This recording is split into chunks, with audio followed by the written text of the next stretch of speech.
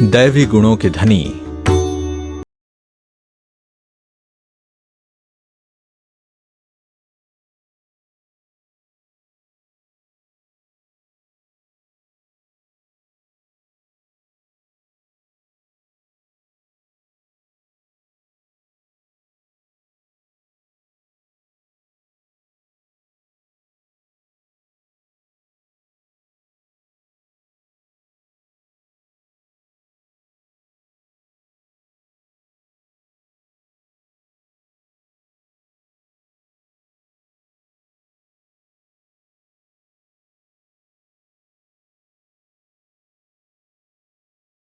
आपके पिताजी नानालाल शाह व माताजी शांता देवी द्वारा आपकी पालना प्रज्ञात्मक व धार्मिक माहौल में हुई।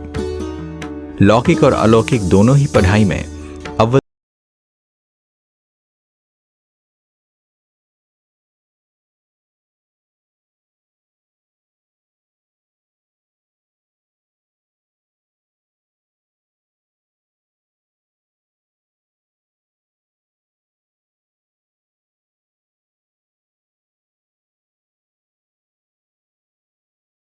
और दर्शन शास्त्र में पोस्ट ग्रेजुएशन किया।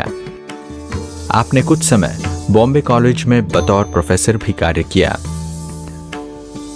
आपका संस्कार है कि आप हर कार्य को पूरी लगन से करते हैं।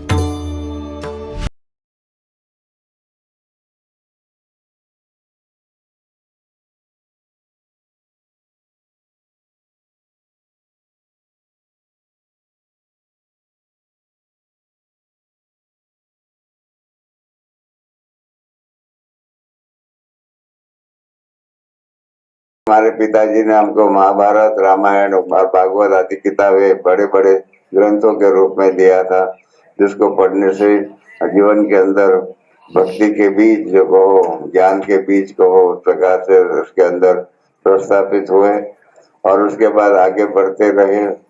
1950 में मेरे लौकिक पिता ने शरीर छोड़ा और उसके कारण मेरी लौकिक माता जी जो है वो डिप्रेशन में चली गई थी।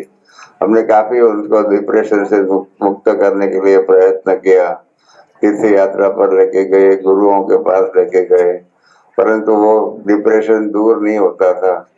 52 के मई के अंदर हमने देखा मेरे लौकिक माता जी के जीवन में कि वो डिप्रेशन दूर हो गया था और फिर से वही हर्षित मुक्त जीवन उनका हो गया था। तब हमने उनसे पूछा कि ये आपके जीवन में परिवर्तन कहाँ से आया? हमने इतना प्रयत्न किया, वो नहीं आया परिवर्तन, और अचानक आपके जीवन में कैसे परिवर्तन आया? तब पहली बार हमने उनके मुख से नाम सुना कि ब्रह्मा कुमारी बहनें बॉम्बे में आई हुई है, मैं उनके पास जाती हूँ और उन्होंने जो ज्ञान सुनाया है कि मैं आत्मा हूँ, मैं परमात्मा की संतान हूँ, इस प्रकार से जो योग सिखाते हैं वो योग में करती हूँ और उसके परिणाम रूप लगता ऐसा है कि मेरा जो डिप्रेशन जो है वो दूर हो चुका। तो इस प्रकार से 52 से बाबा का परिचय हमको भी मिलता रहा, परंतु ड्रामा प्लान अनुसार 52 से 60 तक 60 वर्ष जो है हमने बाबा का जो हाथ जो पकड़ा नहीं था, परंतु साथ रहते थे। बाबा को मेरी माता जी के गुरु के रूप में उनको मानता था और श्रद्धा से इतना ही प्रेम से व्यवहार करता था जितना भक्ति मार्ग में एक भक्त जो है वो गुरु के साथ व्यवहार करता है। पिताजी के मृत्युपरांत माताजी का उदास चेहरा अचानक से खिला देख आपने जिज्ञासावश मां से जानने की कोशिश की।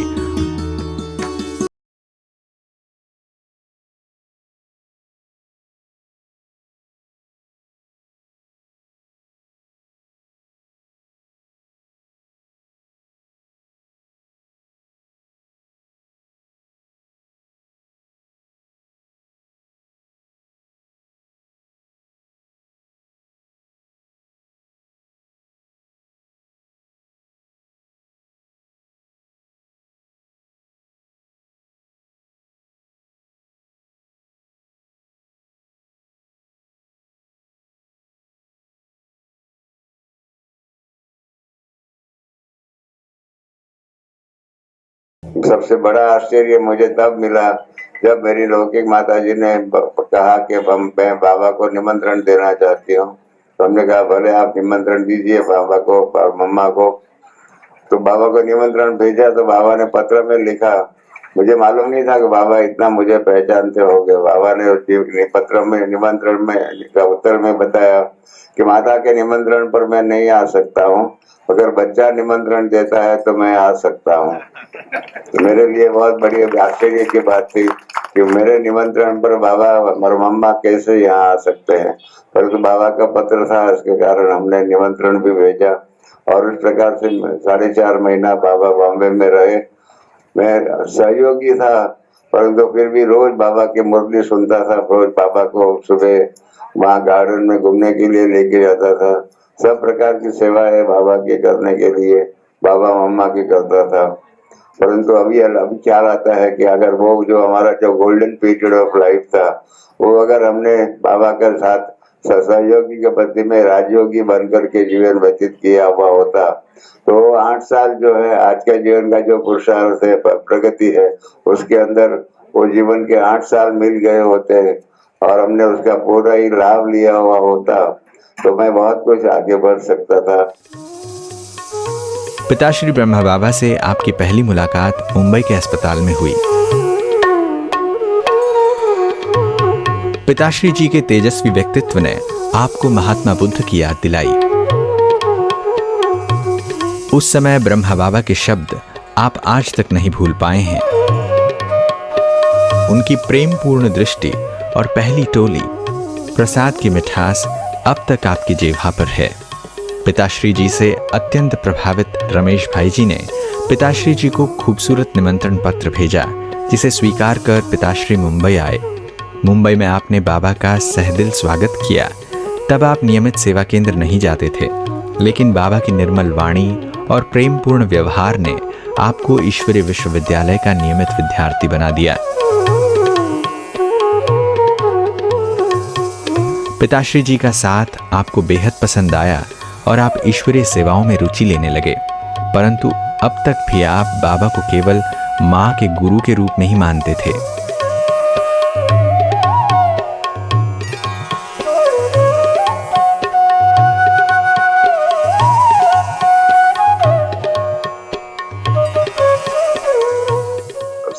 में यहाँ बाबा के पास मधुबन में आए और उसके बाद जीवन परिवर्तन हुआ और उसके बाद का जो जीवन जो है वो बाबा के ज्ञान के आधार पर, बाबा के प्रेम और शक्ति के आधार पर और हमारी सास दादी प्रकाश मणि के साथ परिवार के रूप में जो स्नेह का अनुभव हुआ और बाबी दादी प्रकाश मणि ने जो हमारे जीवन को आगे बढ़ाया और उस टाइम पर दादी शैलेंद्रा, दादी ब्रिजेंद्रा, दादी रतन मोहिनी जी, दादी पुष्प शांता, आत्मोही दादी वगैरह जो भी दादियाँ थी, इन सब के प्यार से, स्नेह से और उन सब के पुरुषार्थ के आधार पर मेरा भी पुरुषार्थ आगे मैं पुरुषार्थ में आगे बढ़ता रहा। तो इसलिए हमारी जो भी दादियाँ हैं उन सब का भी मैं को आभार मानता हूँ। उसमें भी खास दादी पुष्प शांता और दादी शैलेंद्रा, इन्होंने दोनों ने ही मुझे आगे बढ़ने में बहुत मदद किया। मधुबन से विदाई लेते समय पिताश्री जी की आंखों में झलक रहे प्यार ने आपको बिल्कुल बदल दिया। आपने महसूस किया कि ये केवल माता जी के गुरु न होकर परमात्मा के चुने हुए माध्यम हैं।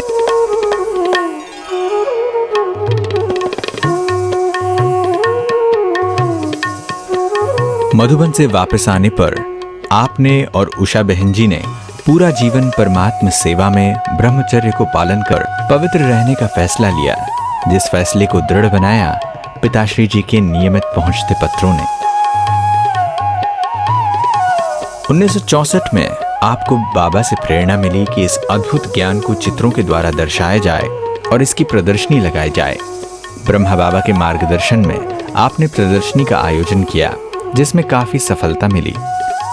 स्वयं मातेश्वरी जी ने भी इसे सराहा और इसे हर जगह फैलाने में रुचि दिखाई और मददगार बनी। 24 अक्टूबर 1964 को मुंबई में पहली चित्र प्रदर्शनी लगाई गई। तब से यह कार्य विश्व भर में सेवा का माध्यम बन गया। रमेश भाई जी को ब्रह्मा बाबा द्वारा विदेशों में भी सेवा करने की प्रेरणा प्राप्त हुई और आप दादी प्रकाशमणि जी के सहयोगी बन विदेशों में भी ईश्वरीय सेवाओं के विस्तार के निमित्त बने।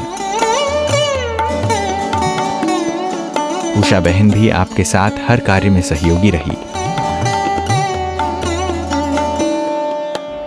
आपने महाराष्ट्र व मुंबई में बेहद सेवाओं को अंजाम दिया है और सेवा केंद्रों का विस्तार किया है।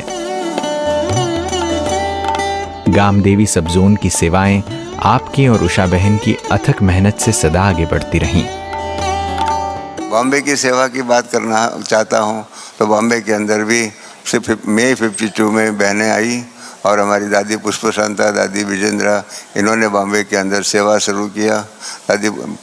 दादी पुष्प शांता फिर कोलाबा सेंटर के इंचार्ज बन गए। दादी निर्मल शांता जो बॉम्बे में थी वो कलकत्ता के इंचार्ज बन गए और दादी ब्रिजेंद्रा जो है उन्होंने सायन सेवा केंद्र और उसके बाद बॉम्बे के अंदर यहाँ पर सांता क्रूज, पार्ला, बोरीवली आदि सेवा केंद्र, उधर घाटकोपर, मुलुंड और उसके आगे जो भी है उल्लासनगर आदि सेवा केंद्रों की स्थापना हुई।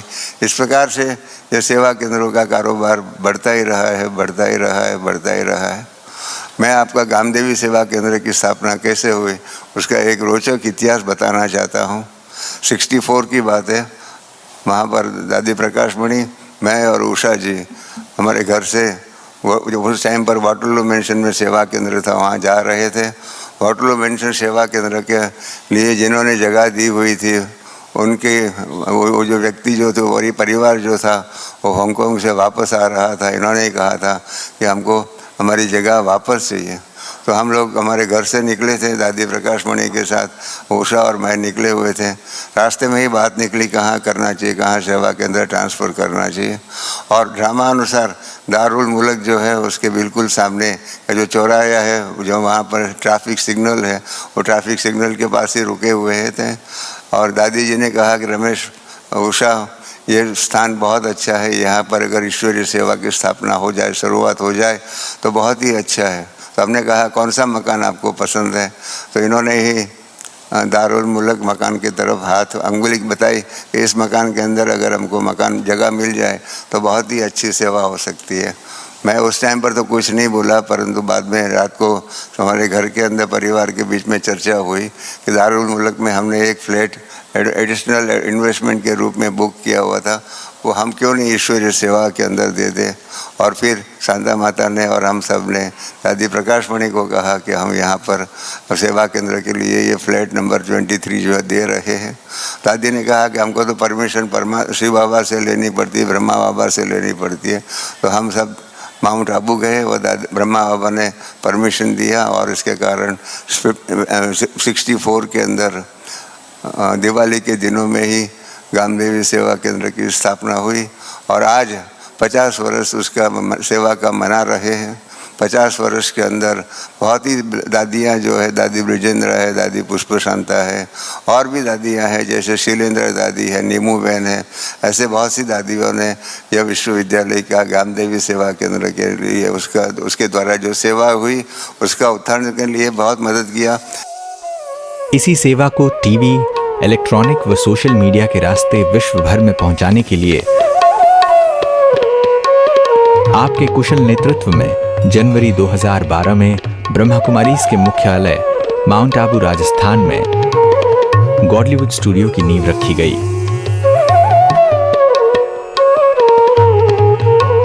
जिससे पीस ऑफ माइंड व अन्य कई चैनल्स के माध्यम द्वारा मूल्यनिष्ठ कार्यक्रमों का प्रसारण 12 भाषाओं में होता है। अपना प्यारा गॉडलीवुड प्रभु प्रत्यक्षता को लाएगा।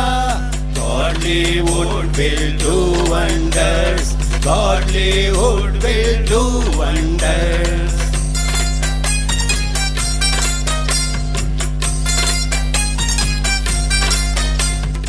जीवन जो है, मुझे बाबा ने कहा हुआ है कि बच्चे जीवन ऐसा जीवन व्यतीत करना कि जैसे कि शीश महल जैसे हो। आपके जीवन में कोई भी ऐसा दाग न हो तो किसी को भी दिखाई पड़े, क्योंकि शीश महल के अंदर जो दाग होते हैं वो जल्दी दिखाई पड़ते हैं।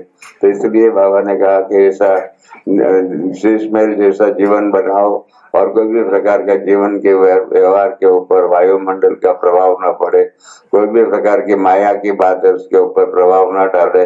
इस प्रकार का जीवन बनाने के लिए जो बाबा ने प्रेरणा दी, वरदान दिया, आशीर्वाद दिया, जो भी आपको हो, उस प्रकार से बाबा के जीवन के अंदर, बाबा के ज्ञान के अंदर और बाबा को ज्ञान को जीवन में धारण करने का प्रयत्न करता हूँ।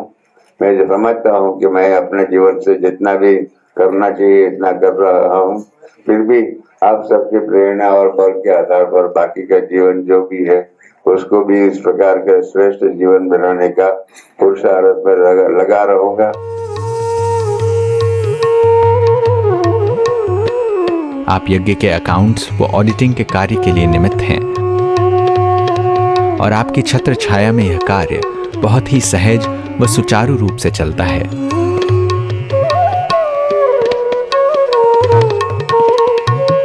आप व्यवसाय से सीए हैं और संस्था के सभी कानूनी व सरकारी कार्यों का कारोबार भी संभालते हैं। आप ईश्वरीय संदेश को कला व संगीत के माध्यम से जन जन तक पहुंचाने के लिए कार्यरत रहते हैं। ये जल फल और फूल उगाए, केसर कहीं बिखेरा, वो भारत देश है मेरा, वो भारत देश है मेरा। यज्ञ का पहला गीत रिकॉर्ड करवाने के लिए भी आप निमित्त बने। मेरा लौकिक नाम तो रमेश है। व्यवसाय से मैं चार्टर्ड अकाउंटेंट और कानून की दुनिया का अभ्यास करने वाला हूँ, परंतु शौक के खातिर संगीत का बहुत ही अच्छा अभ्यास था। वो जो बीज पड़ा, उस बीज के आधार पर जब Rajyoga education research foundation research wing की आर्ट एंड कल्चर विंग बनी, तो उसके आधार पर नक्की किया कि इस आर्ट एंड कल्चर के द्वारा ईश्वरीय सेवा होनी चाहिए। परंतु यह विश्वविद्यालय के अंदर आकर के हमको लगा कि आर्ट जो है, कला जो है, वो भी विश्व नवनिर्माण के लिए और विश्व परिवर्तन के लिए ज़रूरी है। और उसी दृष्टिकोण से हमने कला को भी आध्यात्मिकता के साथ सहयोग कैसे हो, इस प्रकार से प्रयत्न किया। इतने में एक बार ख्याल आया कि अपना भी स्टूडियो होना चाहिए, तो उसके आधार पर हम लोगों ने जगह ढूंढना शुरू किया। मनमोहिनी कॉम्प्लेक्स के अंदर 1047 गज की ये स्क्वायर यार्ड की ज़मीन मिल गई और उसके आधार पर हम लोगों ने बनाने का शुरू किया। और दादी जानकी ने कहा कि रमेश, भूमि पूजन करवा लो।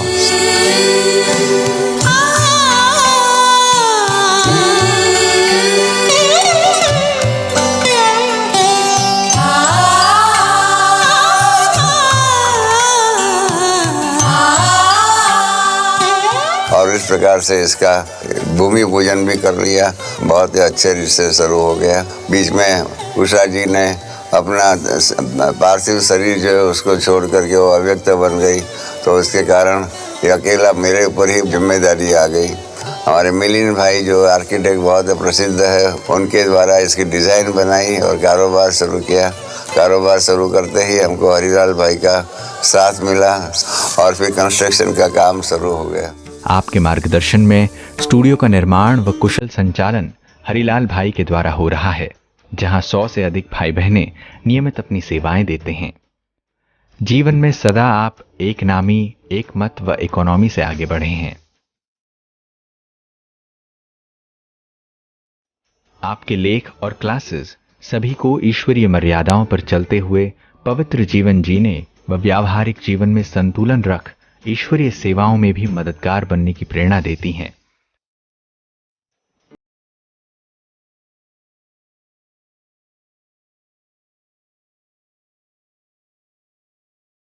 दादियों के सदा अंग संग रहकर उनके साथ कदम आगे बढ़ाकर आपने ईश्वरीय सेवाओं को इस मुकाम तक पहुंचाया है।